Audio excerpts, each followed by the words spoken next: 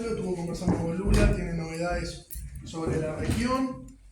Y tenemos el compañero Marcelo Lajuaga, que lo conocerán de sus apariciones en Legítima Defensa, del programa El Mundo Tal Cual Es, y bueno, tiene información de la guerra en Ucrania, de China y demás, así que va a estar bueno para hablar de temas que no hablamos nunca y que no habla nunca la fuerza política. Así que vamos arriba, bienvenido. No, y antes, ¿qué nos trajiste de Brasil? ¿Chocolate? No traje nada. ¿Un cholo le parece bien? Me parece bien, no tengo Bueno, mano. nadie más, muchos problemas más. Yo haría una aclaración entre los compañeros. Yo lo que traje es el que quiera venir a comerse un asado, después tomamos un vino en mi casa, las puertas están abiertas. Te va a salir caro. Esa es la actitud. Te voy a regalar una toalla del PT, tú que sos media decente. Nosotros tenemos una en casa. Decirle a los compañeros simplemente que hicimos esta reunión, más allá del frío, invitamos a la gente del comité, invitamos a todos los comités de la coordinadora, no nos hacíamos demasiado Con total éxito. pero no, lo quiero aclarar porque no fue irresponsabilidad nuestra en la situación, ¿no? Realmente, indudablemente el tema nos despierta interés en la fuerza política, ¿no? Parece que es un problema de los ucranianos, los rusos, los chinos, nosotros estamos del otro lado del mundo. Yo personalmente para que parezca sesgado. No, lo primero que quiero decir, lo primero que es bueno que esté en mi comité, que vengo poco, pero ahora las reuniones del programa ya se terminaron, quedan los jueves y bueno, reapareceré. Pero sí tengo muchas reuniones y quisiera aportar más a las actividades prácticas que hagamos en el barrio y todo ese tipo de cosas. Que es donde yo, porque estoy pasado a reuniones y la cabeza mía en un momento, pero voy a intentar aportar desde lo que se puede, sobre todo rumbo al Congreso, en los debates que hemos dado a nivel programático, que son muy importantes y que en un momento podremos conversar de eso, ya que no ha sido sencillo eso. Y lo otro, bueno, para mí es un placer estar con José, que nos conocemos ahí de algunos debates televisivos que hemos tenido. Debate entre nosotros no, porque tenemos apreciaciones un tanto parecidas en estas cosas. Así que yo hablé con José un poco para ver cómo íbamos a intervenir aquí. Y bueno, él va a dar un panorama global general situado después en la guerra de Ucrania, ese panorama del mundo de hoy, la multipolaridad y lo que está pasando, lo podemos hacer un poco compartido para no hacerlo tan aburrido en las exposiciones. Y bueno, los compañeros que están, los que no están, mala suerte, pero estos temas hay que abordarlos y siempre más allá de los números concretos, por la presencia de viejos compañeros militantes y otros jóvenes que hay, es importante lo que podemos, creo, sintetizar acá, también para nuestro programa y el debate que se dio. Así que, No, disculpe si en algún momento le pongo es esto, porque estoy con un proceso de operaciones de glaucoma. Por eso me prohibieron los patentes de los estudios. Más que nada quería oír, porque es cierto lo que se dice, estos temas no son aparentemente de investigación. Buenas noches. ¿Cómo andás, Jorge Machado? Buenas noches.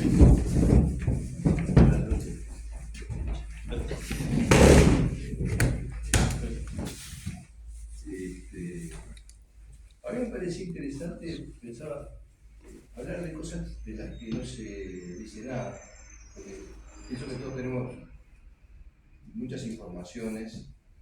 En tiempo de guerra son en general desinformaciones, porque se miente muchísimo y porque casi todo propaganda. Y producto de la propaganda muchas cosas no se dicen, y por lo tanto muchos elementos que servirían para tener una idea de qué puede pasar no están presentes. Adelante. Yo no sé si... Yo pensé invitar a unos amigos de la academia a intercambiar un poco también. Mi compañera estuvo en el foro también del Partido Socialista, en el taller de jóvenes y de mujeres. Sí. En el foro. ¿El nombre de la compañera? Estefanía Yacosa.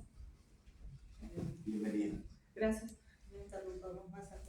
No, fenómeno, pero pensaba, por ejemplo, para tirar una idea, ¿no?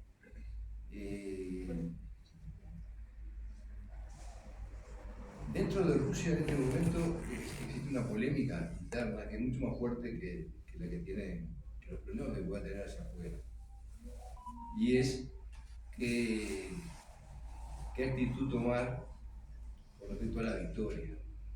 Si la victoria para ellos es una paz en la cual partan los territorios que ocuparon, o es tomar Kiev y ocupar toda Ucrania. Y esta es una información que pienso que, pese a toda la propaganda, es válida, de Pepe Escobar, que es un brasileño que para mí es el mejor político en este momento, sobre todo porque tiene mucha información de servicios, ¿no? Evidentemente. Lo dice. Uno se informa con los diarios de todo el mundo, que se pueden leer, en todo esto es muy sencillo leer todo. Pero existe información privilegiada, y más en este momento en donde todos los medios hacen propaganda o replican propaganda. Y él decía que en Rusia en estos momentos hay 4 bandos con respecto al porvenir. Uno sería en realidad el tercero en el orden de importancia, que es el liberal, el occidental, que preferiría volver a los años 90. Otro que es el euroasiático, que es al que él adscribe, que es el que piensa que Rusia tiene que dirigirse al mundo multipolar a partir de la Unión Euroasiática y de su alianza estratégica con China, y al sur global, y olvidarse de Occidente y de Europa. Y él, el primero que nombra, es el de los que piensan que debería volverse a la Unión Soviética, un proyecto socialista, aprovechando el momento de que las empresas de los llamados oligarcas, digo llamados oligarcas no porque no lo sean, sino porque solamente a ellos que llaman oligarcas, en el mundo, todos los países los tienen, están en dificultades económicas por los bloqueos y por el corte del comercio, por las sanciones, el país más sancionado de la historia. Y para mí lo más importante de esa clasificación es en realidad de qué manera piensan llevar la guerra. Porque la mayoría de estos grupos, incluso con algunos ideólogos muy importantes, Zyuganov en el caso del Partido Comunista, Alexander Dugin por el lado de Rusia Unida, piensan que primero que se debe declarar la guerra, o sea que Putin no ha hecho, Putin le llama esto una operación militar especial, que esa guerra debe ser total y que debe tener una victoria nítida que técnicamente Rusia podría alcanzar. Se supone que tendría que poder alcanzar porque cuando menos la segunda potencia militar del mundo. Cuantitativamente es la segunda y cualitativamente es la primera porque tiene misiles hipersónicos que el Occidente no tiene. Tiene China.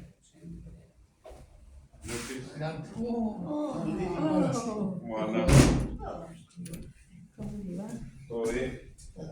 De que existe la resurrección.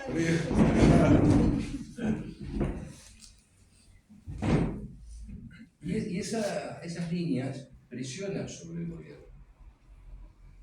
Tal vez esas presiones expliquen esta maniobra, muy evidente maniobra que había hecho con Prigozhin, el jefe de los bancos del ejército privado, que tuvo muchos objetivos y que en realidad los cumplió todos, porque la tenemos que jugar por los resultados.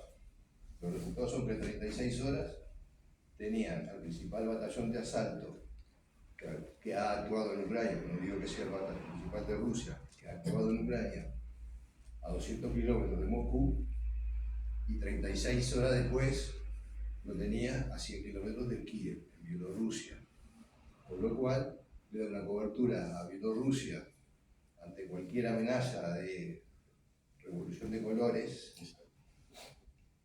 que ya ocurrió, ya hubo un intento, y es en un factor vulnerable porque Bielorrusia no tiene las fuerzas armadas fortalecidas a la Rusia. Y ahora está formando, con esta gente de Duarte, unos 70.000, o al menos esa información ha trascendido, desde la OTAN, bielorrusos en la frontera con Ucrania. Ustedes saben que Kiev está al norte de Ucrania, y en realidad es un terreno de minas que impedirían una guerra relámpago, pero que obliga a fijar tropas ucranianas en Kiev. Y no solo eso, ha obligado a Polonia y a los Bálticos, Letonia, Estonia y Lituania, a apostar tropas en las fronteras con Bielorrusia. Pensando, este objetivo pensado también ante la amenaza de Polonia de ocupar el oeste de Ucrania, de población polaca. Y bueno, Polonia tiene un viejo plan dentro de la OTAN y dentro de la Unión Europea que se llama Intermarium, que es, junto con los países bálticos, recuperar territorios que perdieron en la Segunda Guerra Mundial, en la Gran Guerra Patria en realidad, porque la primera se llamó la Gran Guerra y la segunda simplemente fue la misma, hubo una continuidad de guerras. Entonces, ante eso, está el empleo de Putin, que sale fortalecido porque evita un golpe de Estado de manera ventajosa, sin derramamiento de sangre. Eso por lo menos dice Prigozhin, que no hubo derramamiento de sangre, aunque tenemos informaciones o contrainformaciones que dicen que hubo aviones dañados y que hubo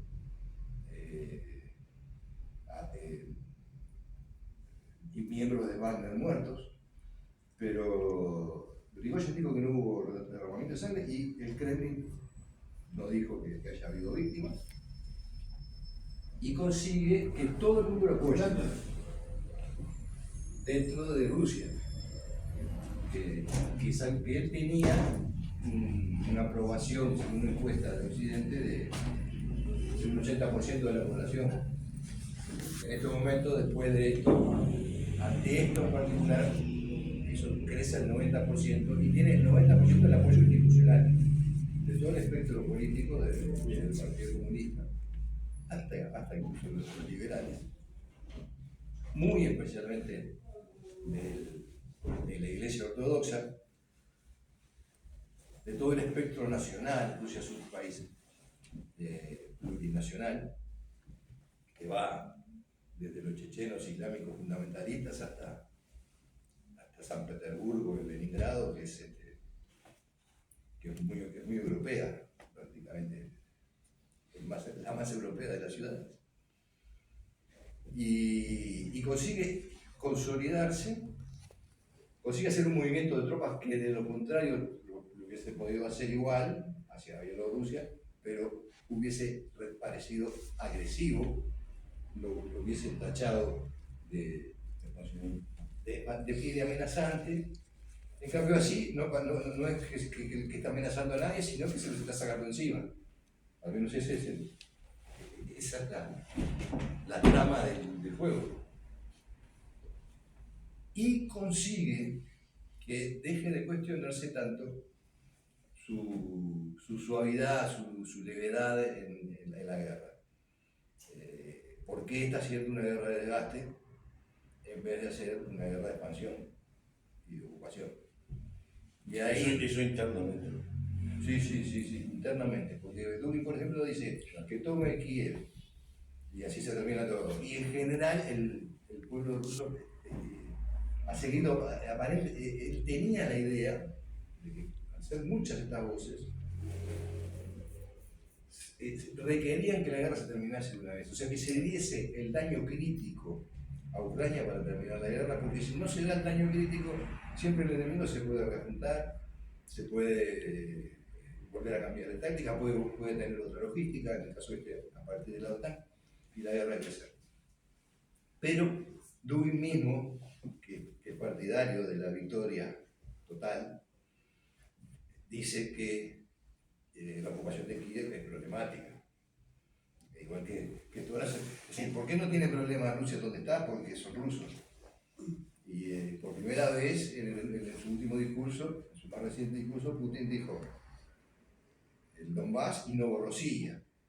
O sea, incluyó a Odessa, que yo siempre dije, que era el objetivo final. que es el objetivo. Es el objetivo. Y están los que piensan como Putin, es decir, pero aunque no es oficial, pero evidentemente tanto Shoigu como Gerasimov, el Estado Mayor, considera que la victoria de la guerra es tomar Odessa, completar desde Transnistria, que es un territorio que se linderó a Moldavia y al sur de Ucrania, pero que es ruso y que tiene armamento de la antigua Unión Soviética, completar ese territorio, no por el territorio, sino por la población, que son poblaciones rusas, rusófilas y rusófonas. Porque el territorio de Rusia tiene de más, Rusia tiene 18 millones de kilómetros cuadrados. Sin embargo, él está haciendo esta guerra lenta, le llama estrategia caracol, que es de desgaste de municiones, de desgaste de armamento y bueno, lo más lamentable de todo, de desgaste humano, porque Zelensky está enviando a la picadora de carne, bueno, 300.000 ucranianos, es lo que se estima, de todas las estimaciones es aproximadamente el número más aproximado. Y contra 100.000 300.000 reclutados, o 300.000 son los que todavía están 300.000 muertos que están combatiendo. 300.000 son las bajas. Las bajas. Se dice en este momento que son las bajas. De Ucrania 300 y de Rusia 100.000. Sí, son. Porque es una guerra de trincheras prácticamente. ¿La guerra qué? Una guerra de trincheras, una guerra de posiciones, muy parecida a la Primera Guerra en el frente francés. ¿Todos ucranianos o hay mercenarios europeos? Mercenarios en los dos lados. Y eso le quita costo a los estados. Porque no es el soldado regular, ciudadano del país, sino un contratado, el que muere. De los dos lados y de todos los países de los dos lados. No, pero de varios países en los dos lados. De todos modos, esa guerra de desgaste tiene que ver con que la guerra verdadera que se está librando es una guerra híbrida que empezó antes de 2014, antes del golpe nazi de Maidán, y que abarca todos los aspectos. En una doctrina china que leí hace ya muchos años, hablaban de guerra irrestricta, no tiene ninguna restricción, y por eso también el G2 entre China y Rusia se transmite de esa forma. Y tenemos una alianza estratégica sin límites, la amistad sin límites. Entonces, si está planteando una guerra de desgaste, tenemos que ver cuáles son las proyecciones. ¿Qué capacidad tiene Rusia de seguir produciendo munición?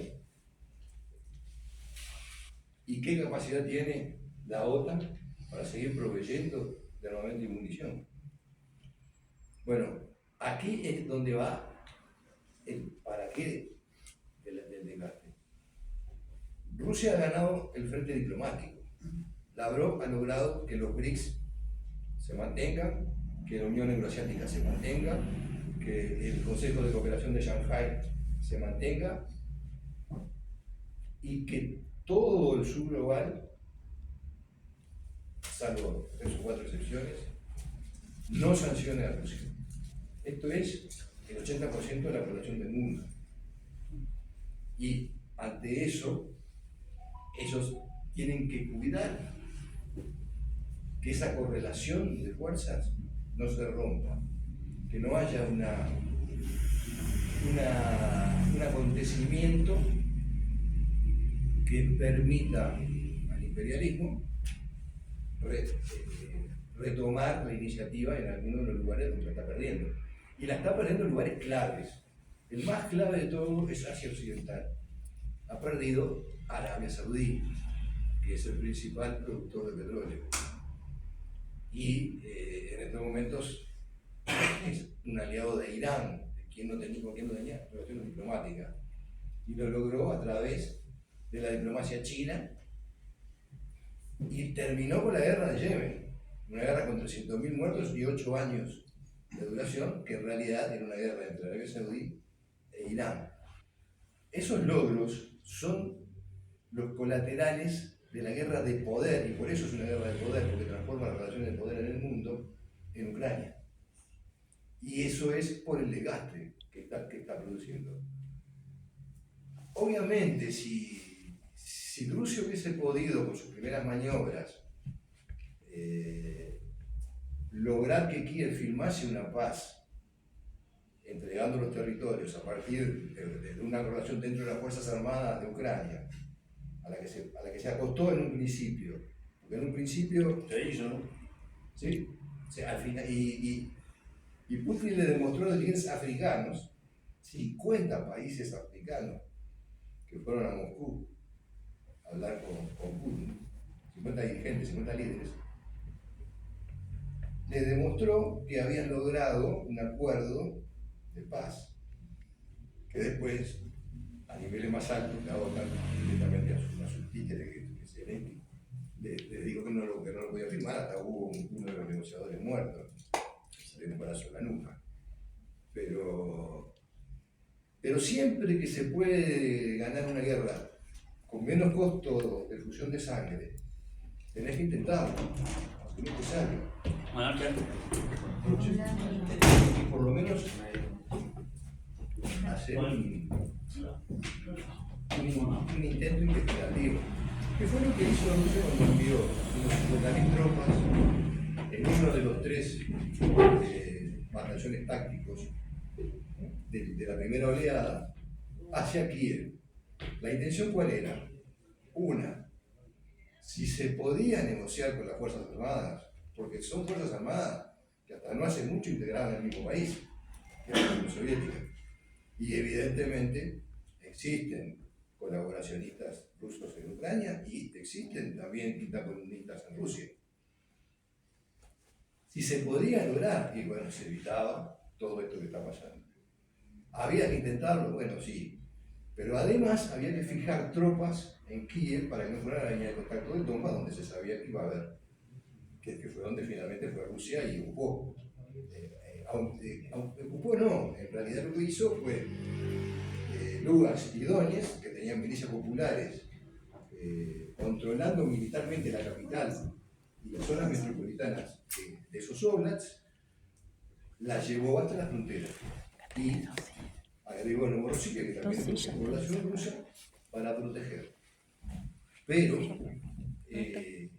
si no hubiese hecho ese movimiento hacia Kiev, que luego se retiró sin un muerto ni un herido, porque esa es la realidad, una maniobra, Ucrania hubiese podido mandar tal vez 100.000 efectivos más al frente en el Donbass. Esa es una maniobra que Rusia hizo toda la vida y que en general se escapó, pero se presentó en Occidente propagandísticamente como una derrota de Rusia, como que Kiev resistió el asalto a Kiev y de esa manera bajó la moral de la tropa rusa. Pero Rusia hizo esto en Alemania en 1813, cuando fue a la última batalla contra Napoleón, la batalla que lo terminó de liquidar en el este, que fue Leipzig. Napoleón tenía 150.000 tropas en Leipzig y tenía, sobre todo en Dresde, otras 150.000, la mayor parte en Dresde. ¿Y qué hicieron los rusos? Que en aquel momento ya tenían aliados, ya lo habían corrido de las estepas y tenían aliados, estaban fuertes, pero aún así lo primero que hicieron fue fijar las tropas francesas, ¿entendés? Hicieron un semicerco a Dresde y después siguieron a Leipzig y lo tomaron, porque limitaron la capacidad de defensa de Napoleón. Ahora hicieron lo mismo, limitaron la capacidad de defensa de Ucrania. Sin embargo, después trataron de estancar la guerra, lo que se llamó un estancamiento estratégico por parte de Rusia, y que con la llamada contraofensiva de la primavera del verano pasado, los ucranianos trataron de hacer ver que habían roto ese estancamiento por la toma de Kharkov y por la toma de Kherson, que fue una retirada del ejército regular ruso de esos lugares, porque habían quedado en inferioridad numérica y porque Putin se negó a la movilización general. Movilizó, como dijo el compañero, 300.000 ciudadanos más, nada más, cuando Rusia tiene 3 millones de reservistas disponibles. Incluso, si lo pensamos en términos de profundidad estratégica, tiene 30 millones de ciudadanos disponibles. Si lo pensamos en los términos en que Ucrania está actuando, que ya ha hecho la 5ª movilización general, para una extensión de 3 millones de ciudadanos posibles entre 18 y 60 años. Entonces, ese estancamiento que se da con el contragolpe a Kharkov y a Kherson, en realidad implica una apuesta de Putin a seguir desgastando a Occidente en la diplomacia, a seguirlo desgastando en la economía, porque el otro gran fenómeno que se ha logrado en el año pasado a un ritmo vertiginoso que no se había logrado antes es la desdolarización y la unidad de los países sancionados, y mostrar cuáles pueden ser las perspectivas de un desgaste, porque ya a Ucrania le han dado los tanques Leopard, le han dado los misiles HIMARS, le quieren dar los F-16, le están dando, y incluso se están vaciando arsenales. Y en Rusia, solamente con la alianza con China, en una perspectiva que aquí, este es otro de los objetivos que se logró con la jugada Prigozhin, que China fue categórico en su apoyo a Putin. Bueno, es infinita la capacidad de producción que tiene China. Y está del lado de Rusia, porque está del lado del mundo multipolar, de un nuevo orden mundial que vaya contra el globalismo unilateral del imperialismo mundial y europeo. Entonces, aparte de esa proyección a futuro que tiene que ver con la logística, porque una guerra de desgaste termina en la logística, en la capacidad que pueda reponer al momento soldados y munición, está la profundidad estratégica territorial. Que Rusia tiene una profundidad estratégica territorial desde Moscú de más de 15 millones de kilómetros cuadrados. Mientras que Ucrania, si bien tiene una profundidad estratégica muy basada en polacos y rumanos, que hasta hablan polacos y rumanos en el oeste, en Leópolis, pero obviamente es 10 veces menos que la que tiene Rusia. Pero aquí es importante ir a la historia y a hechos que nadie va a promocionar porque todas las propagandas están en contra. Por ejemplo, Rusia en la guerra entre 1918 y 1922 fue atacada por 14 potencias extranjeras, las 14 potencias extranjeras que había en ese momento. Todas, desde Estados Unidos hasta Australia, pasando por China, todas las europeas, Japón, todos. En esa guerra, Rusia tuvo dos frentes. Tuvo el frente este y el frente oeste, con ocupación del territorio ruso, que ya venía de 1916, de la Gran Guerra. Y en esa guerra, la profundidad territorial de Rusia se parte a la mitad. Porque si los yanquis estaban en Vladivostok, que estaban junto con los japoneses, junto con los australianos, junto con los chinos, ejércitos regulares, además hubo 5 ejércitos mercenarios, que ya sabemos y nos estamos dando cuenta de lo importantes que son, porque pueden ser batallones de infantería muchísimo más efectivos que los de los ejércitos regulares. Hoy, Rusia no tiene un frente este. Su único frente es el oeste. Entonces su profundidad estratégica, que es su capacidad de retirada, hasta dónde se puede ir para embolsar al enemigo, que es lo que hizo contra Napoleón y que es lo que hizo contra Hitler, es ilimitado. Es el país más grande del mundo en territorio por el doble. Le siguen Estados Unidos y China con 9 millones de kilómetros cuadrados cada uno. Entonces todo esto hace, todo esto lo sabe la OTAN, todo esto lo sabe Estados Unidos, y lo que está pasando es que hubo una apuesta a que Rusia se iba a quebrar económicamente, a que Rusia iba a perder sus vínculos internacionales por la gran propaganda contra ella si hacía esta operación. Que no iba a colocar la producción. Que no iba a colocar la producción y la colocó en India. Y en China. En China. Y la semana pasada, India le pagó el petróleo a Rusia en yuanes. Porque Putin le dijo a Xi Jinping en marzo que él iba a pedir que le pagaran en yuanes. Y Xi Jinping, que no tiene interés en que el yuan sea la moneda hegemónica, ni tiene interés en que China sea hegemónica, y esto está expresado por la Cancillería china en todos sus documentos, porque son documentos contrahegemónicos. Critican a la hegemonia los que quieren hegemonizar. Le dijo, bueno, si a vos te sirve temporalmente, transitoriamente, usamos el yuan. Pero que India, que tuvo problemas con China y que sigue teniendo problemas limítrofes con China, esté pagando yuanes, es algo que no se lo esperaban de ninguna manera. Entonces saben que esta guerra para Ucrania está perdida. Está perdida aún cuando Rusia esté arriesgando con no dañar críticamente a la Fuerza Armada ucraniana. Entre otras cosas porque si fuese la Fuerza Armada ucraniana ya la dañó. En los 2 primeros meses le destruyó todo lo que tenía. De hecho, ya son 3 ejércitos que está destruyendo. 3 ejércitos que se fueron formando. Lo que pasa es que como la logística del bando ucraniano, porque es una guerra próxima, una guerra de aproximación, es la logística de la OTAN, para llegar al punto de daño crítico del enemigo, es decir, que no pueda volver a reaccionar, tiene que destruir la OTAN. No le alcanza con destruir Ucrania.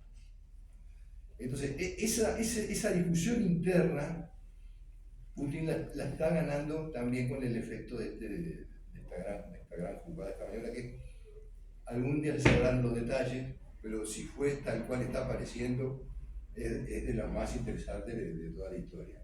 Pero quizá lo más interesante de toda la historia de este año haya sido la frase con que Xi despidió a Putin de esa reunión en Moscú.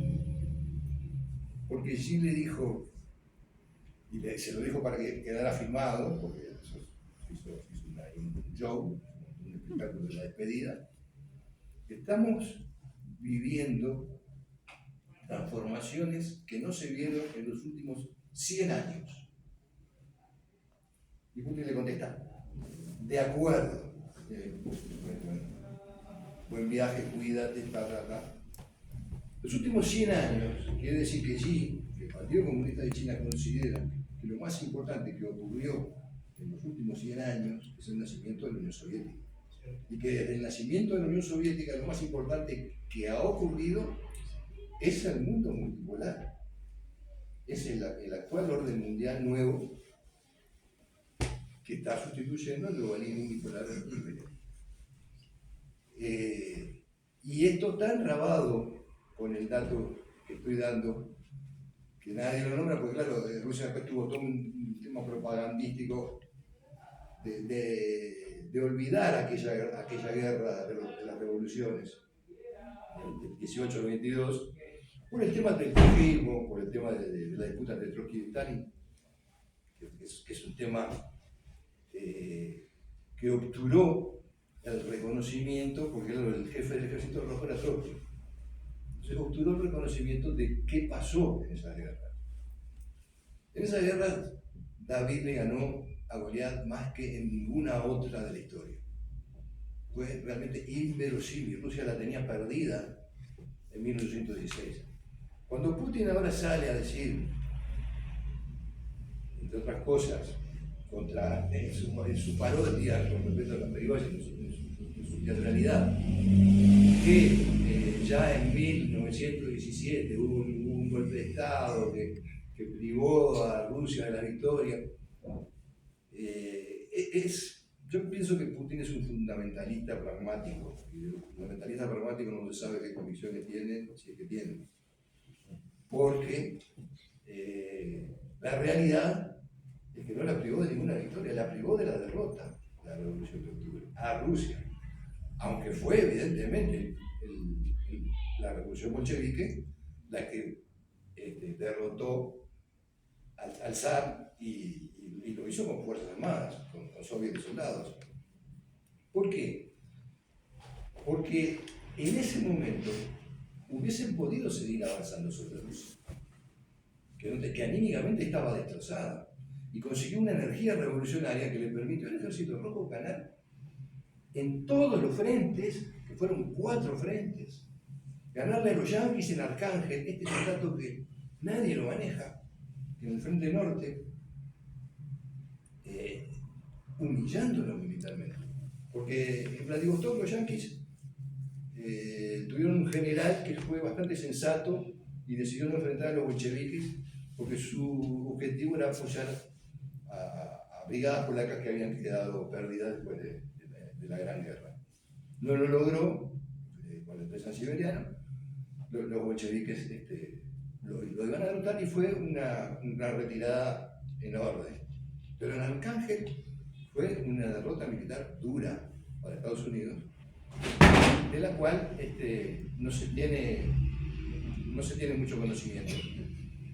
Y que pero sin embargo sí tienen conocimiento los militares, los estrategas militares, y saben qué fue lo que pasó, y que Rusia, en definitiva, si vemos esto de esta manera, no solamente es invencible, es invencida. Nunca la derrotaron. Desde una posición histórica de la Rus de Kiev se puede decir, bueno, que los mongoles sí la derrotaron y lo ocuparon, pero los rusos rusificaron a los mongoles.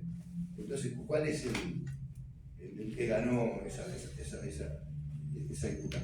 ¿Qué es en definitiva lo otro que está disputando Putin, a mi criterio, acertadamente?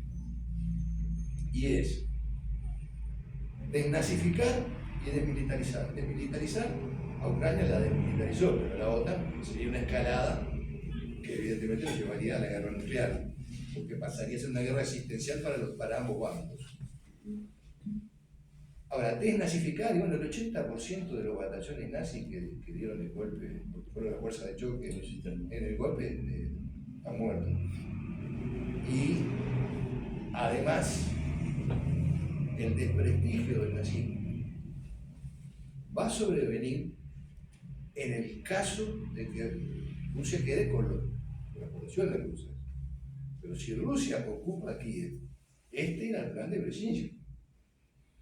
Es decir, generar la yihad nazi a la manera que generó la yihad islámica contra la Unión Soviética, en Afganistán y en los 5 estados de la antigua URSS: Tayikistán, Kazajistán, Turkmenistán, Kirguistán y Uzbekistán. Entonces, eso de repente en el pueblo ruso no está claro, y esto quiero ser, voy a curarme de salud. Yo pienso que Trotsky cometió enormes errores y que no supo ganarle a Stalin la interna, y que la división de la formación de la Cuarta Internacional fue una división nociva para él mismo, porque le permitió a Stalin disolver el Comintern en 1943, pero el estalinismo y el neoestalinismo, con Sublo y con lo que lo continuaron, hicieron un relato, una narrativa de la guerra que hoy lleva a pensar que tendrían que actuar como actuaron los yanquis en Irak.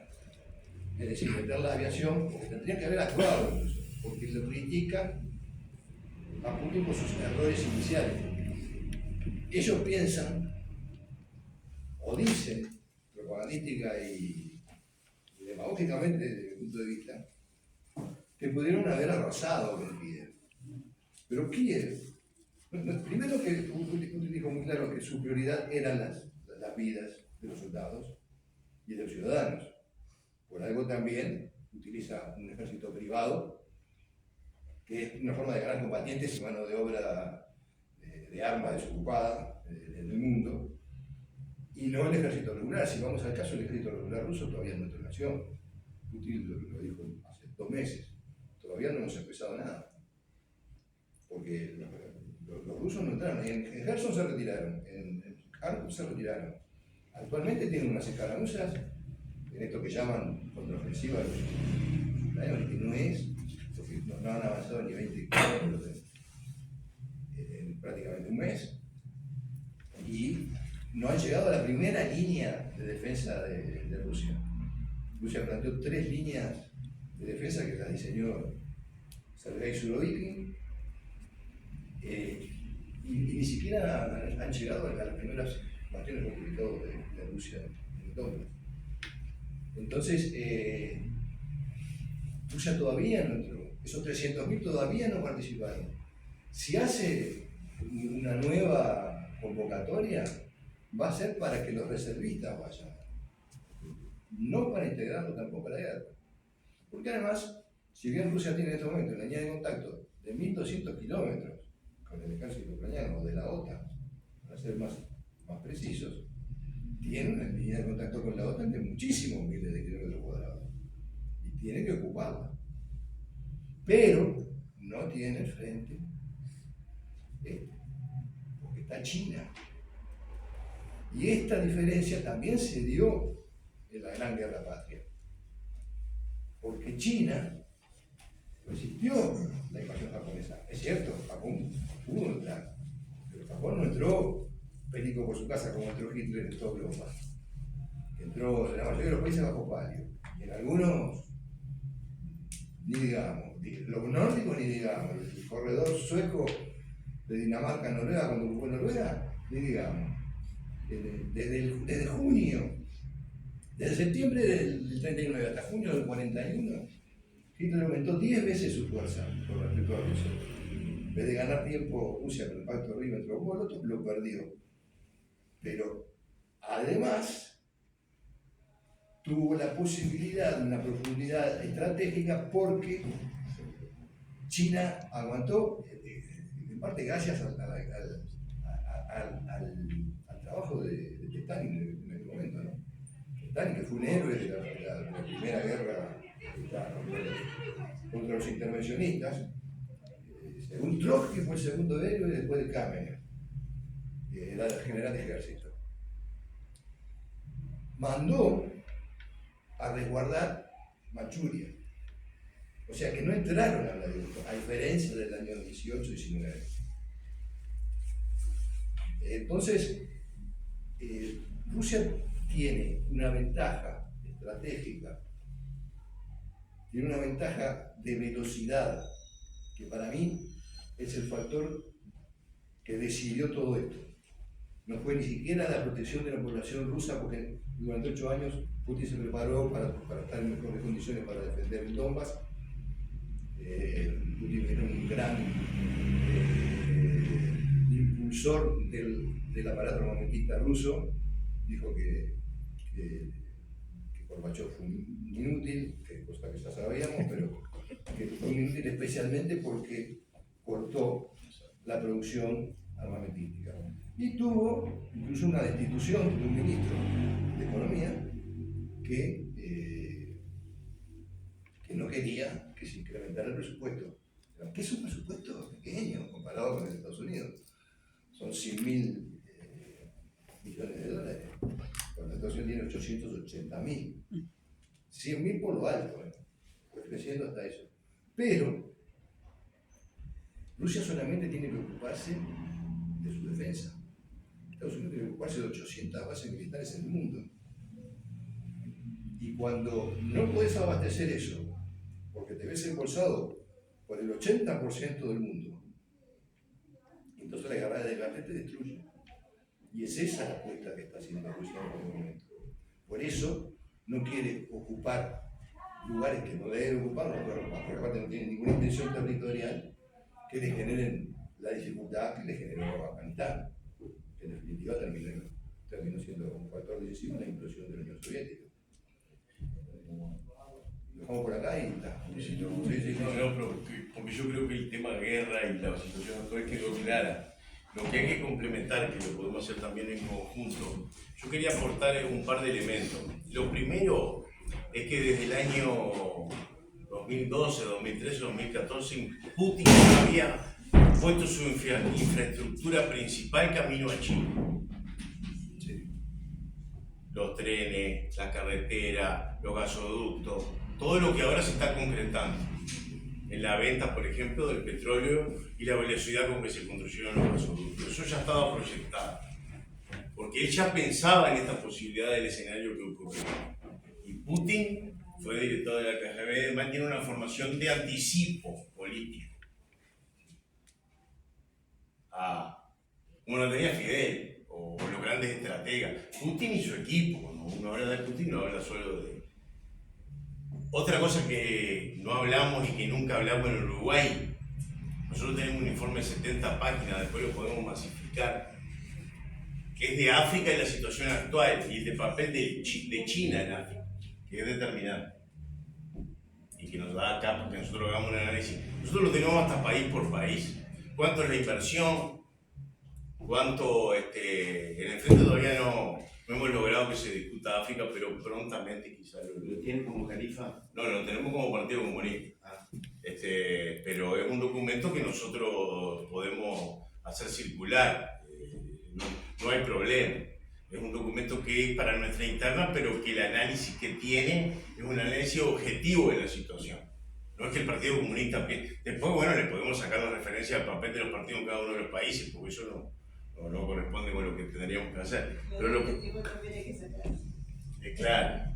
Pero eso sí que es impresionante el nivel y cómo también Rusia ahí tiene la incidencia que tiene, los aspectos de China, por ejemplo, cuando hace los acuerdos que la lucha marítima es fundamental y se queda con la mayoría de los puertos de África hoy, por ejemplo. Y ahí entra el papel de América Latina también, incluso el de Uruguay. Entonces, viniendo a esto, la multipolaridad del mundo, que es un tema que algunos no reconocían en el Frente Amplio, que decían que el hegemón estadounidense iba a seguir en su... y todavía te tomaban el pelo y te decían, ¿cuántas veces han anunciado el fin del imperialismo? ¿Cuántas veces Estados Unidos va a caer? Y empezamos con esa pelorata de algunos sectores, porque voy a hablar claro, porque si no, no se entiende, de compañeros del Frente Amplio que son como... Y yo no estoy criticando a personas, estoy combatiendo ideas, debate de ideas. Decían que no, que eso en el caso del análisis que hizo acá el compañero La Escuadra, nosotros lo hicimos en un documento del Frente Amplio, no en detalle ni cerca de lo que La Escuadra planteó José acá, mucho más leve, a ver si podía pasar de la Califa ir a la mesa política y bajar a los comités, para que se situara un tema también de información del Frente Amplismo, de no de Canal 4, 10 y 12, de decir, miren, es por acá, está pasando esto a nivel geopolítico. Nosotros tenemos compañeros que consultamos de esos países que allá quedó trabado, porque algunos compañeros prestigiosos analistas, voy a decir solo las iniciales, Fernando López, Gabriel Papa, consideraban que lo que nosotros estábamos diciendo era una demencia y el gran error de Putin y la victoria estratégica de los Estados Unidos en la guerra de Ucrania. Esa era la concepción de esta gente. Ese es el Frente Amplio, Para tener una idea. Imagínense lo que desarrolló Rosero con un desarrollo del otro lado de esto. Y claro, hay un montón de compañeros que cuando viene este debate de la mesa política dicen, pero está más de loco, lo que está pasando allá. Hay unos que dicen que se quiere quedar, Putin quiere partir la mitad de Ucrania. Rusia siempre fue un imperialismo, es expansionista, quiere expandirse, pim, pam, pum, tal cual. Muy bien, que vaya el documento, vamos a ver, muchachos. La práctica dirá qué pasa. Mientras tanto, la acción política, porque es básicamente acción política. Después tenemos sectores del frente, nosotros también los tenemos, con una gran... tenemos fundaciones que son bancadas por Europa, FESUR. ¿Y qué va a decir FESUR? Lo que Alemania le diga. Lo que Alemania le diga. Entonces, ¿qué se organizan esos preciosos seminarios? FESUR convoca el papel de Europa en la reindustrialización. No creo que le da Alemania y lo que paga hoy por el petróleo y todo lo demás. Entonces, el gran perdedor de este aspecto geopolítico es Europa, y que fue criticado por muchos líderes europeos. Angela Merkel fue uno, estuvo totalmente en desacuerdo con lo que hizo Alemania. En Francia también pasó lo mismo. En España son más. Ahí tenemos a Borrell y ahora tienen la presidencia por la Unión Europea. Y entra el papel de América Latina en el proceso político. Pero bueno, después del Tony Negri y demás, en algunos el imperialismo no existe más. Por suerte ahora se están dando cuenta que sí, porque hubo una serie de golpes. Y cuando se discute el papel latinoamericano y caribeño, nosotros venimos de un proceso político, incluido nosotros, donde en una contraofensiva imperialista importante se desplazó los gobiernos del Foro de San Pablo, quienes que articulan los partidos políticos de la izquierda latinoamericana y caribeña, en un montón de países. Y se creó el Grupo de Lima, y Piñera lanzó Prosur. Esos organismos no existen más, están en el recuerdo. Y ahora la ofensiva popular a través de los movimientos sociales de América Latina, que eso daría para mucho tiempo, cómo se gestan, y el papel de los partidos políticos, se empieza a mover el continente y otra vez viene el giro. A mí eso de las oleadas progresistas, la verdad, es un término que considero lo más antidialéctico. Primero porque una oleada es otra cosa. Y yo con el término progresismo tengo mis grandes dificultades, aunque considero que está muy bien que haya gente que se considere progresista.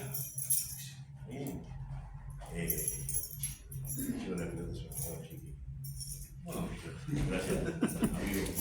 Entonces, dentro de este debate que hay en el proceso político latinoamericano, se recuperan una serie de gobiernos.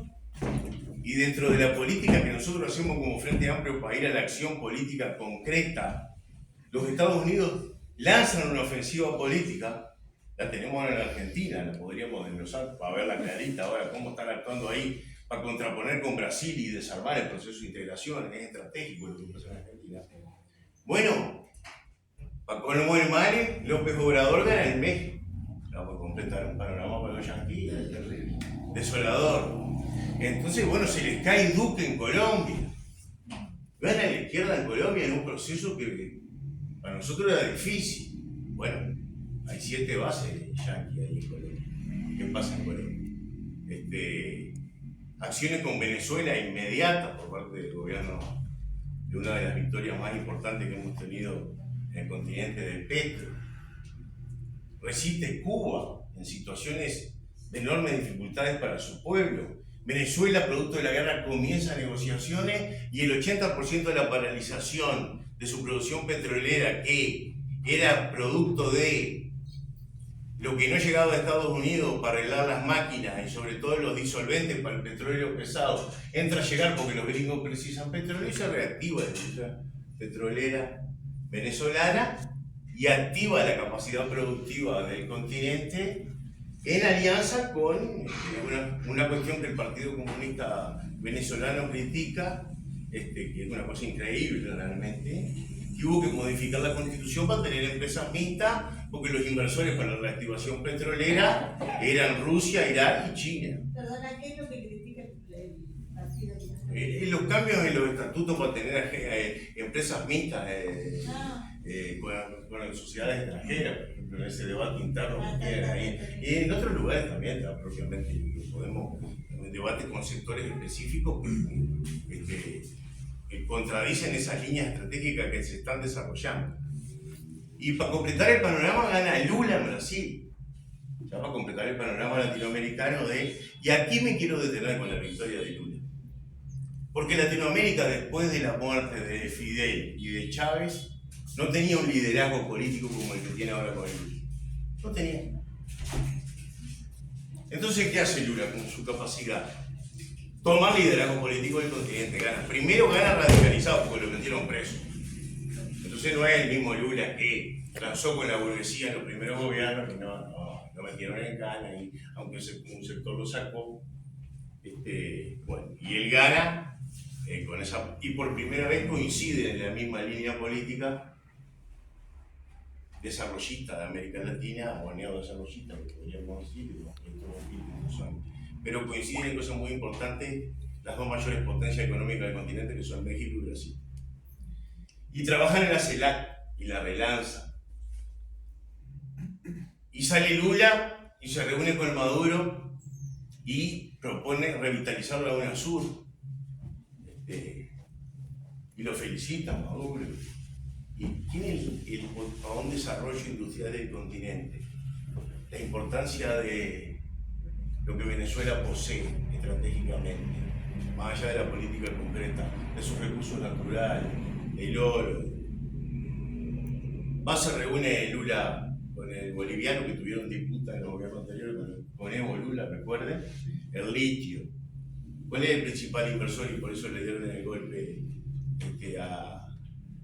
a Bolivia. El principal inversor es China. Entonces, ¿qué? Lula también se reúne con los chinos y empieza esta cuestión que la calle Pou había tirado acá del tratado bilateral, que nosotros nos cagamos de la risa y lo dijimos en la tarifa porque hablamos con los chinos, somos un partido comunista. Claro, un cuento chino. Dijimos, vamos a salir diciendo que están tirando fuego artificial. Hombre, podemos salir a pegarle al presidente alguna vez como Frente Amplio, darle un sablazo y esto es mentira. La historia lo demostrará. Esto es un verso. Mira si China va a hacer un tratado de comercio con el Uruguay. No, dice que lo está haciendo con Ecuador. ¿Cómo no lo va a hacer con nosotros? Que es estratégico el puerto de nosotros. Es una cosa. Y ni que hablar las vacas, eso. Vamos a ver. Bueno, obviamente, lo que planteó Lula en la cuestión al tener una alternativa también, que ahora se trabó el tema con la Unión Europea, en 2 meses tenemos un tratado con China pronto del Mercosur, que englobe toda la... Tratados que son con China de otra manera, no son de libre comercio, están mal llamados. Los chinos negocian bajo otras condiciones. Por supuesto que son una potencia económica. Y ahí sale Laura Richardson en la contraofensiva política y sitúa el tema y dice: nosotros en Latinoamérica somos ricos, tenemos el Amazonas, tenemos el litio, tenemos el petróleo de Venezuela. Así que no me parpago, que yo la verdad hace años no he escuchado otra cosa. Que habría que difundirlo para alguna gente, ¿no? Tenemos.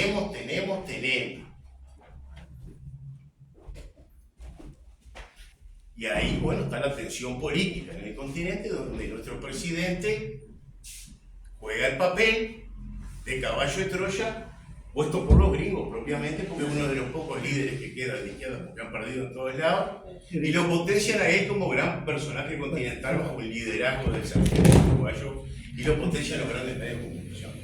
Los programas en Argentina, lo que hablan de la calle Pou, ojalá tuviera un presidente de este tipo. Pero qué bien Uruguay, pero qué cabeza política, qué tipo que... Y bueno, entonces en ese sentido, en la cuestión concreta de lo que pasó el otro día, y hablando ahí propiamente del Foro de San Pablo, que se realiza bajo el lema el papel de los partidos políticos en la integración regional, Lula, en su discurso central, primero centra el tema concreto de lo que sucedía en Brasil y lo que estaba pasando ahora a nivel general. Después los compañeros... y en ese sentido, él llama a la región a la unidad y da unos palos a algunos que son y dijo, a mí dice, primero dijo una cosa que a mí que me llamen comunista me fortalece, no me acuerdo cómo fue, pero dijo además porque la prensa no me gustaría que me llamen fascista. Y después le pasó un mensaje a una serie de dirigentes políticos que no logran unidades allí, que dijo, yo aprendí desde el año 85 con Fidel Castro que las críticas se hacen mano a mano. Y Fidel me criticó 1000 veces y después en la prensa dijo todo lo contrario. Me alabó. Así tiene que trabajar la izquierda latinoamericana. Bueno, ahí nombró el ejemplo del Frente de Uruguay y demás. Pero bueno, dijo una serie de acciones. Dijo una cosa que era visible. No sé si de 30, pero el ímpetu que el tipo tenía allí era una cosa imponente. Vean la actividad de Lula a nivel internacional, cuál está haciendo. Y la dinámica de él. Celso en cualquier momento, ya el otro día no pudo ir porque no podía ni caminar. Pero Lula es mucho más potente en los aspectos como está físicamente, no se estará entrenando, no sé. Que no quiero, la otra hipótesis no la voy a desarrollar. Es la correcta. Y ahí dijo cosas muy interesantes sobre lo que vamos a hacer a nivel de integración regional, dijo cosas muy interesantes sobre los aspectos estratégicos que se están construyendo con Brasil, el foro amazónico, la reunión CELAC, Unión Europea, y en su carácter ahora de presidente pro tempore de Mercosur, los diálogos con Europa y China que va a tener por el tema del comercio. Concreto, directo y después numeró los 10 eventos que tiene de ahora a fin de año, reunión del G20, Bruselas, y bueno, Sudáfrica, y el papel de Lula con África, que no viene de ahora, dentro de la situación que dijimos de África, que es estratégica en el nivel de... Entonces, toda esta situación política que se debate allí con los partidos, que la mayoría de los que están allí son gobierno, ante algunos sectores, por ejemplo, que plantean que la acción, que van a la embajada norteamericana y se ponen el gorrito, dirigentes de izquierda, y saltan y dicen, qué lindo, viva el 5 de julio, el 4, el 3 y el 2. Y estoy hablando en serio, que tienen diálogo con los tipos y demás, y que creen que los Estados Unidos nos pueden ayudar en un proceso de integración y desarrollo en el continente. Dicen, bueno, Lula dice no. Nosotros no podemos esperar nada si no es de la negociación en conjunto de todo el continente sudamericano y empezar y después de la CELAC y demás. Y ante esta situación concreta, bueno, primero las instalaciones que quieren hacer en Paraguay de la base norteamericana de los gringos, para empezar ya acá abajo, cerquita. Ya tienen algunas, pero quieren hacer otras cosas. Y lo otro en concreto es la situación de Argentina y que se puso al hombro la embajada norteamericana de la elección y que incluso Milei o la candidata del macrismo o el candidato del macrismo y demás en una operación política complejísima y con mucha financiación y van a intentar que la derecha retome el control del gobierno argentino porque les va la vida primero para parar a Lula al lado porque con la calle Pueblo no puede parar ni... Él cree que sí. Yo creo que él cree que sí, que él tiene. Estima tiene el hombre, estima tiene. Y en ese proceso entonces de integración nuestro que estamos llevando adelante y que estamos trabajando políticamente, se articula en el foro con los movimientos sociales y ahí llegan las centrales sindicales, llegan los movimientos sin tierra, llega lo que nosotros necesitamos para esta democracia que queremos construir de nuevo tipo de la que Lula habló en su discurso, con la participación de los pueblos como protagonistas. Que creo que aprendió de sus gobiernos anteriores también, en algunos sentidos. Y la intervención allí de Colombia, y la intervención de los demás países que estaban todos, México, Morena, allí con una delegación fuertísima, Cuba, Venezuela, Nicaragua, que los chinos ya terminaron los caminos y ahora hacen el corte que no es sencillo de los lagos y está el canal alternativo. Aquí nadie dice nada. Los caminos están todos prontos en Nicaragua. ¿Será por eso que aquí le pegamos a Nicaragua todavía? ¿Cuándo hay canal? No hay fecha exacta, pero la caminería y las acciones concretas que los chinos están haciendo dentro de Nicaragua, y también el acuerdo ahora con Rusia, que ya tiene un acuerdo militar con Venezuela. Yo fui a una actividad en Venezuela, movilizaron 5 millones de reservistas, la verdad que nunca había visto nada. Quedé realmente impresionado. Y las AK-47 lo que producen, o sea, y el plano militar en América Latina y su desarrollo. La potencia de Brasil, la ministra de Ciencia y Tecnología es muy amiga mía. Es la presidenta del PCOE, somos compañeros de generación. Ciencia y Tecnología. Y Ronaldo Carbona es director de la Escuela Militar y del Centro Estratégico Militar. La producción que se va a empezar ahora en Brasil de algunas cosas que no son aviones Boeing, en algunas áreas va a ser de una fortaleza estratégica importante, porque la defensa juega un rol no menor dentro del propio continente. Pero dentro de ese propio continente, el accionar español de los Estados Unidos y demás, a la derecha clásica que no da resultados, surge, y ahí está la gran dificultad, la extrema derecha como la alternativa de combate a lo que está pasando en los continentes latinoamericanos y caribeños.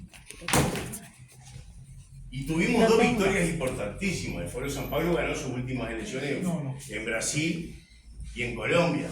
Ahora perdimos la constituyente en Chile. Y CAS en Chile y la fortaleza la perdimos por errores propios. Que también habló Lula de la autocrítica que hay que hacer cuando uno se equivoca. Yo tengo. Y lo que dijo de que Fidel me criticaba en el oído, es para que Boric no salga a pegarle a Maduro y a Ortega en cada reunión política que hay, como diciéndole, mi hijo, calles un poco la boca, está descentrando los ejes. Las declaraciones nuestras también no ayudan mucho. Pero bueno, ese es otro cantar. Nosotros no jugamos ahí papeles políticos. Que en la región latinoamericana y caribeña, dice Lula, juegue un rol político internacional es clave. Hoy no lo jugamos ni como región. Vino. No caliente. Entonces, en ese sentido, lo que está pasando y el accionar político del continente, bueno, las elecciones en Argentina, lo que pasó en Ecuador, que podemos ganar, porque se ha logrado un proceso de acercamiento importante entre la CONAIE y los indígenas y los sectores de Rafael Correa, pero son pueblos movilizados. Y bueno, y todo el proceso político concreto de integración continental que se visualiza, se va a confrontar ahora con el accionar de los Estados Unidos, que lo último que le falta es perder el control de Latinoamérica. Y va a accionar aquí también, ya está accionando. Hay algunas invitaciones ahí. Entonces nosotros no somos muy importantes, pero dentro de todo también incidimos en la cuestión esta internacional. Incidimos como ejemplo del Frente Amplio de la unidad de la izquierda, que es nuestra mayor incidencia. Hay estudios de investigaciones, y ¿saben lo que más llama la atención de algunos europeos que están pasando por un momento político? Lo que más llama la atención cuando vienen a estudiar, hemos recibido varios del proceso político del Frente Amplio, lo que más llama la atención, lo que los sorprende, los comités de base. Los comités de base, porque ellos tienen alianzas políticas, ni se imaginan, ellos creían que esto era en Cuba, había comités de CDR, cuando ven los comités no lo conocen de base y su funcionamiento, y no somos la séptima maravilla. Pero que tengo que ir a buscar más. Pero es una característica concreta de nuestra forma organizativa y demás. Y el gran respeto a el proceso político uruguayo permanentemente. Parece que tengo que buscar más. A ver si... Así que en líneas generales, nosotros estamos en una disputa política importante y a su vez estamos discutiendo dentro del frente cuál será nuestro posicionamiento político en caso de ser gobierno, dentro de este marco que analizamos acá. Y que es importante que ese debate no quede entre 5 en una comisión de programa o en las comisiones que estuvimos. Porque después que el plenario vote para cambiar algo en el Congreso, hay que tener 2/3, que es lo más antidemocrático que hay. Porque el Congreso es el organismo máximo. Nosotros cuando ayer tuvimos una experiencia que en el último Congreso se desglosaron 2 mociones, la desglosó este comité, TLC y no sé qué más a nivel internacional. Fueron las únicas dos mociones que se votaron en la plenaria. Los demás, y aplaudían. El Frente Amplio logró el 95% de consenso. Usted es divino, vamos a ver. Claro. Entonces tenemos en este momento un debate pendiente. Yo no voy a hacer una calificación de lo que yo considero un programa tecnocrático, porque conozco lo que lo hacen y demás. Lo que sí voy a decir que lo que nosotros resolvimos en la Comisión de Relaciones Internacionales, se le sacaron 2 o 3 veces la palabra imperialismo y varias cosas más, lo podaron. Y eso lo hicieron en concreto dentro del después que nosotros habíamos consensuado en la propia comisión el texto final. Y calculo que esto se hizo en que, ¿por qué? Porque hay sectores que dicen que nosotros tenemos que presentar un programa gobernable para ganar. Y que si no vamos a asustar a la ciudadanía y vamos a perder la elección.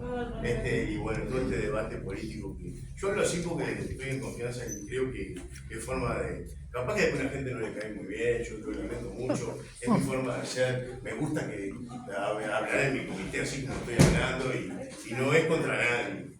Es simplemente la forma que yo visualizo del debate que tenemos por delante y que se tiene que saltar democráticamente. No se puede saltar en una cúpula política. El Frente Amplio es una organización distinta y demás. Entonces, bueno, dentro de ese proceso viene papel ahora de los comités de base rumbo al Congreso. Que tiene que ser un proceso donde los comités de base se hagan oír, el pueblo frente amplista se haga escuchar y ver las propuestas. Va a ser un material difícil de leer porque es casi una tesis, muy tecnocrático. Es, por ejemplo, objetivo estratégico, desarrollar los objetivos subestratégicos, punto 1, 2 y 3, acciones no sé cuánto. Yo no me imagino Rocha discutiendo este documento, pero lo voy a entender. Claro, es producto de que los universitarios somos los que los escribimos, los profesores, porque los debates.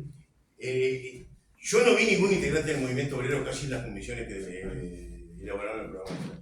Vi varios, participé en 2, internacionales y educación. Internacionales poco porque Mateo aquí es el coordinador de ese trabajo nuestro y entonces con poco éxito. Así que, compañero, quise ir a la parte más concreta, política y no tanto al desarrollo teórico y conceptual del gran camino que tenemos por delante y como frente amplistas dentro de la diversidad de organizaciones y siempre en unidad porque la síntesis va a estar, pero estamos en una etapa fundamental del debate muy importante frente amplista. Yo considero que nosotros tenemos que ganar para hacer otra cosa de lo que hicimos en los 15 años anteriores. Eso pasa por un montón de cosas, claro, soy comunista, ¿verdad? Siempre lo dijimos, pero hablando en serio y considerando que todos los sectores, yo creo que yo con el Gordo Vergara tengo un montón de diferencias, pero tiene que votar bien porque si no, no ganamos. Es una realidad, porque nosotros abarcamos sectores de la población. Es un éxito que esos sectores estén en el Frente Amplio. En otros países no están en el Frente Amplio. El Partido Socialista Argentino fue con Macri, por ejemplo, o demás. Entonces, dentro del debate, que tiene que ser un debate que, por ejemplo, sea unitario, y que fraterno no sé porque a veces se quita, pero bueno, que sea un debate conceptual, ideológico, pero sobre todo participativo. Si en el comité son 5, 6 o 7, bueno, el comité está bien, pero hay que agarrar esos materiales ahora y trabajar rumbo ahí, y bueno, y ir definiendo estratégicamente también los temas que, por supuesto que cualquier gobierno del frente va a ser mejor que lo que tenemos ahora, eso no está en discusión, pero creo que en líneas generales también se espera mucho de que nosotros podamos retomar, que sería una victoria también continental, aunque somos chiquitos, pero estratégicamente pesamos mucho, y si llega a pasar en Argentina que la izquierda, los sectores populares progresistas y de izquierda argentina pierdan, va a ser mucho más estratégico todavía. Entonces, en ese sentido, nosotros, esto a nivel internacional es muy importante y creo que los aburrí mucho, así que muchas gracias por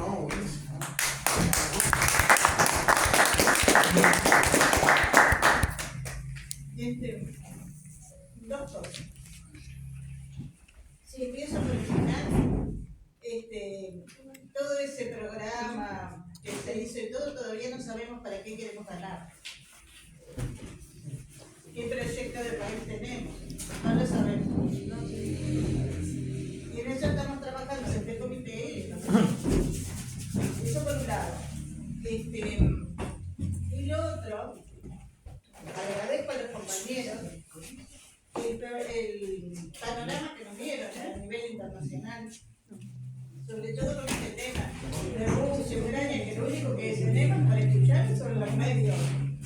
Hegemónicos, no tenemos otros. Entonces, había cosas que yo decía, a la OTAN también le sirve que la guerra se alargue, y la miraba desde el punto de vista económico, la venta de armamentos, todo eso que también le sirve. Entonces lo pensaba más por el lado de la OTAN, que la quería alargar. Pero ahora cuando José lo explica esto de la estrategia rusa, bueno, ya es otra cosa, y ya es más alentador también el panorama a nivel internacional de las cosas que están pasando. Por lo tanto, digo, agradezco. Y los compañeros que siguen trabajando en el programa y todo eso, por favor, ¿qué país queremos? ¿Para qué queremos ganar? Eso sería importantísimo, tenerlo. Y eso ahora sí que es tarea de los comités. Y hacer sentir la voz fuerte también. Y ver exactamente a quiénes mandamos al Congreso.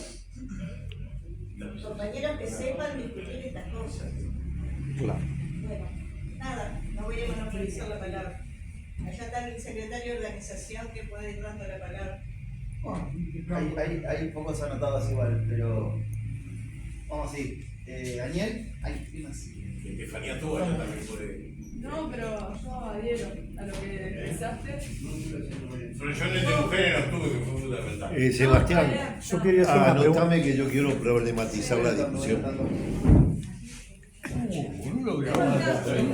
Consideraciones respecto del programa, pero es, Fue coordinadora del joven, ella fue coordinadora del programa. hasta ahí porque me gustó el programa. Del frente. Fue coordinadora de la Comisión Internacional del Programa. Sí, con otros Mariel y compañeros. nuestro compañero de la sociedad. Bueno, si la compañía puede aportar algo más, algo breve y si después. No, yo diría por dos temas, juventud y mujeres, que ya participó directo y tuvieron un rol muy importante. Bueno, de los mujeres no hay mucho que. Bueno, es más que nada seguir trabajando en el lugar de las mujeres en la política. Pero respecto de lo de los jóvenes, les cuento, se va a tratar de reflotar la cuestión de las brigadas solidarias, más adelante de las brigadas Descarga tu celular. o de Mira, brigadas me de está terminando para seguir grabando con el. Ya no puedo grabar porque no tengo. Se va a tratar de reflotar, están habiendo propuestas concretas de la activación de las brigadas solidarias, brigadas de trabajo y brigadas de formación, que vayan jóvenes o no tan jóvenes a algunos países de Latinoamérica, a tener esas experiencias. Eso es como lo más destacable de la cuestión de los jóvenes. Y lo otro era articular un poco acciones en las juventudes de la región, como que vayan en la línea de la articulación de izquierda, ¿no? Tirar más o menos hacia el mismo lado, pese a las particularidades de cada lugar. Yo en realidad lo que tenía, mientras Ronnie hablaba del tema del programa y la tecnocracia, es un poco complicado problematizar esto ahora, pero yo siempre tengo la postura de disputar esa cuestión de tecnocracia, porque siempre se la asumen ciertos sectores ideológicos que no, a ver si me explico. Hay ciertos espectros ideológicos que se creen más tecnócratas que otros, o que se creen que tienen el saber y otros no lo tienen, y creo que hay que disputárselo, porque los obreros también saben, los obreros también están formados, o hay universitarios que son obreros también. Entonces hay que disputar eso en programas, es muy importante, porque si no siempre terminan quedando lo mismo en programas. Y por ende creo que si todo lo que estemos en desacuerdo o que no, nos haga un poco de ruido o que nos parezca un bolazo directamente del programa, que hay que discutirlo con fuerza en el comité y llevarlo después y sostenerlo. Cada vez eso, que no comerse el cuento del lenguaje tecnócrata y ir y discutir. Era eso. Pero además, todo bueno. Abrimos entonces con comentarios o preguntas. Empezamos con Daniel. Me pidió Jorge Machado. Sí, está anotado. Jorge después. Daniel, Jorge, Gonzalo y Walter. Juega de visitante. Ahí lo último, ahí, Pablito. No, yo no voy a dar opiniones, voy a hacer unas preguntas muy concretas. Tenemos poca información de Brasil en cuanto a la correlación de fuerza interna. salió en la red de PIB, porque en la televisión no me enteré, de que parece que lo sacaron de circulación a Bolsonaro, no sé, por 8 años, una cosa así. El Supremo Tribunal Entonces, Federal. querría una apreciación de cuál es la fuerza real que tiene en estos momentos la izquierda con Lula. No nos vamos a olvidar que tuvieron casi el 50% de los votos los fascistas, lo cual nunca deja de ser un elemento por demás preocupante, ¿no? Y entonces, pues, lo veo muy afirmado, según lo que dice Ronnie, más está radicalizado Lula, pero me preocupa la fuerza que tenga internamente. Primer tema. Segundo, empezamos a tener un Foro San Pablo que probablemente había perdido muchísima fuerza en los últimos 10 años, que ahora se organiza desde el punto de vista social, no solamente político. Entonces la pregunta es realmente así? ¿Hemos logrado consolidar? ¿Tenemos un Foro San Pablo más fuerte? Porque hasta en nuestro propio país, fuerzas del Frente Amplio cuestionaban la adhesión nuestra al Foro de San Pablo, ¿no? Esa es la pregunta. Y en forma muy especial, una referencia, algo habló de esto Ronnie, la situación de México y Venezuela en función de las próximas elecciones. López Obrador, sustitutos, sigue. Venezuela, se cortó el arreglo que iba a haber con la derecha por elecciones a cambio de que reintegraran el dinero que se robaron. Bueno, pero no está muy claro, ¿no? Y después una pregunta para el amigo José, lo que es, no me quedan claros cuáles fueron los objetivos del Grupo Wagner, no me quedaron suficientemente claros.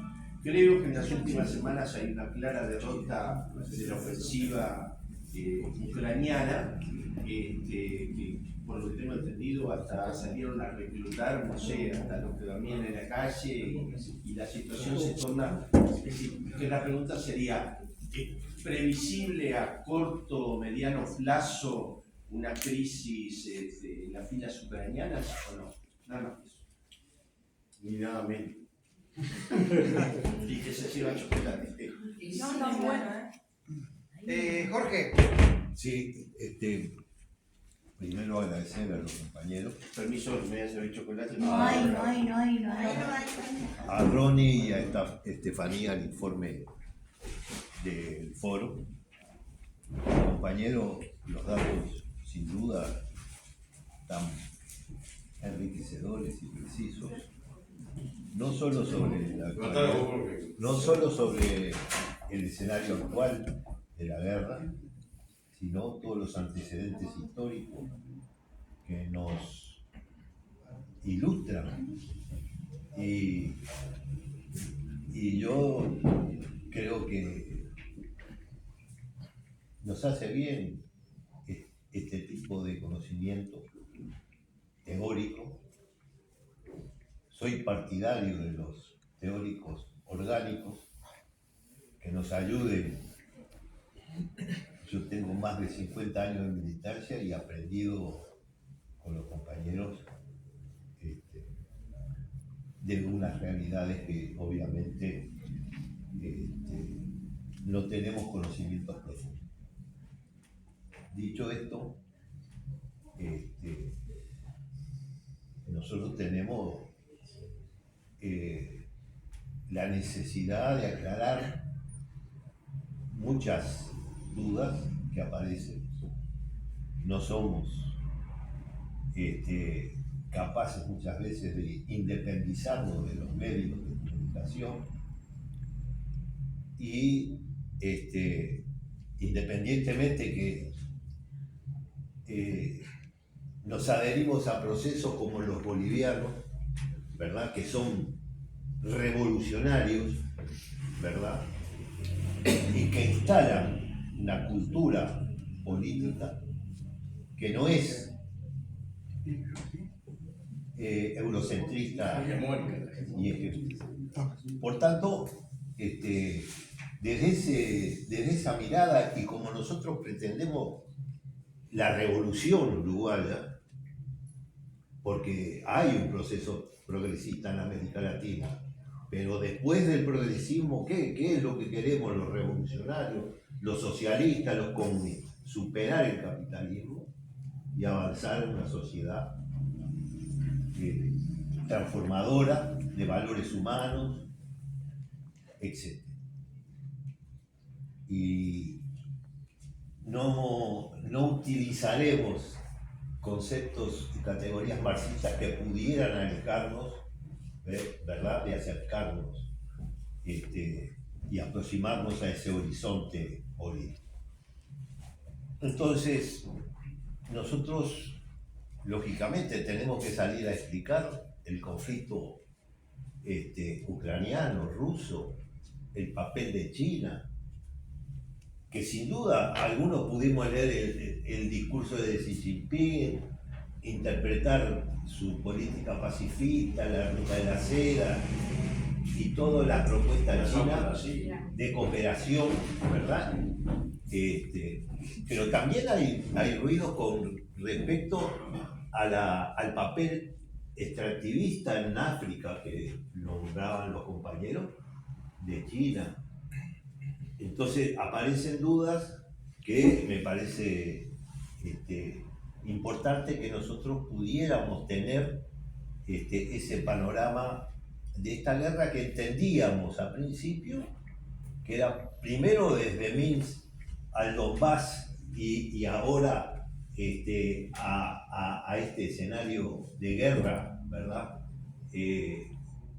Con el antecedente de Crimea, que también los medios se encargan de ¿verdad?, permanentemente agitar en contra de una visión del oso, recreando al oso ruso, ¿verdad? Pero también la figura de Putin es una figura controversial, resistida por la gente, o por lo menos aparentemente por los medios también hacen de Putin un personaje, en algunos casos aparece como hasta siniestro. Y eso tenemos que salir a ver cómo lo contrarrestamos, ¿verdad? Y también qué es lo que estamos defendiendo. En América Latina, bueno, eso con respecto a la guerra, nosotros veíamos lógicamente allí rescatar lo que decía Ronnie de los BRICS y tú de sostener ese bloque, ¿verdad?, de la multipolaridad, es decir, esas cosas que le hacen los equilibrios a la humanidad, ¿verdad? También, y analizando lo que planteaba el compañero sobre la guerra, una guerra regular, convencional, podríamos decir. ¿Cómo decimos nosotros? ¿Cómo Rusia no va y ¡pum!, liquida todo, ¿no? Es decir, cómo allí hay una estrategia militar y política, ¿verdad? Bueno, entonces todas esas cosas que los compañeros bien nos ayudan a comprender, porque el primer pantallazo era que para frenar a la OTAN, es un tema de que Rusia no puede aceptar en su frontera, ¿no?, que se adhiera a la OTAN Ucrania. Entonces, en ese marco, también América Latina, ¿verdad?, tenemos en nuestro Frente Amplio, y eso es lo que yo le quería decir al estimado y querido compañero Ronnie de tantos años. Tenemos personajes, ¿verdad?, como Olmos, por ejemplo, a nivel político, parlamentario, que sale, ¿verdad?, a decir lo que se le ocurre sobre el proceso, ¿verdad?, que como todo proceso revolucionario y tan cerca de Estados Unidos, decían, ¿no?, tan lejos de Dios y tan cerca de Estados Unidos, sin duda el imperio que mira y nos sigue considerando su patrio trasero, ¿verdad?, sale a decir por las veces, sin acudir, ¿verdad?, al acuerdo político, a cómo salimos nosotros sobre procesos como Cuba, sobre Nicaragua, sobre Venezuela, ¿verdad? Entonces, sobre una mirada de la democracia, ¿verdad?, y de la soberanía. Y de la soberanía, ¿verdad? Entonces, esas cosas me parece que nosotros sin esconder ningún tipo de visión crítica, tenemos que salir a convencer porque necesitamos ganar. No podemos seguir retrocediendo. Lo del Cuquito es extraordinariamente vergonzoso. Sale a romper el Mercosur, sale a alinearse con Bolsonaro, con Trump, es decir, hacerle los mandados al imperio. Y eso, compañeros, tienen una agencia de publicidad, ¿verdad?, que instala de una manera muy artificiosa, demagógica, ¿verdad?, y esconde cosas. Tiene los medios. Y tiene los medios y tiene el respaldo. Por eso, ganó el Frente Amplio. terminando, necesitamos ganar, compañeros. Tenemos que salir en ese, yo diría, en esa clave de unidad, sin regalar principios, porque tenemos que educarnos y convencer a las masas, ¿verdad? Y voy a hacer una reflexión final. En mis épocas de estudiante, en pleno auge y el ascenso de la movilización de masas, ¿verdad?, previo al golpe de Estado en América Latina, habían procesos en Perú, en Bolivia, con Torres, en Argentina, en Chile con Allende, etcétera, etcétera, y una contraofensiva imperial como la que hay hoy, ¿verdad?, nos despojó de cientos y miles de compatriotas que llenaban las calles de Montevideo a cualquier actividad. Habían corrientes, tendencias, ¿verdad?, pero estábamos en la calle. Hoy no estamos en la calle. Y creo que esa es una de las grandes carencias que tiene la izquierda. No estar en la calle, no ganarla, no movilizarlo, que es el arma que tenemos. Y tuvimos en aquel entonces, y por eso vino la dictadura. No fue porque nos Tupac, no. Fue para aplacar digamos, las movilizaciones en América Latina. Entonces, en ese marco, en esa mirada, yo el otro día recordaba que en la universidad hicimos un estudio sobre los medios de comunicación. Aquí, en el Uruguay, el medio masivo que más era la radio. Después los diarios y después la televisión. La izquierda tenía 2 o 3 órganos de comunicación. Hoy el mundo ha cambiado. Aquella revolución científico-técnica que nos anunciaban compañeros dirigentes de la izquierda, hoy es una realidad y tendríamos que también pensar. No me acuerdo de Esteves cuando la reforma de los medios, la calentura que tenía, ¿verdad? Y tratar de ver que para poder darle sostenibilidad también a un proceso transformador, revolucionario, va a ser necesario tener medios a nuestro alcance y a nuestro servicio. Gracias. Por favor. Y gracias.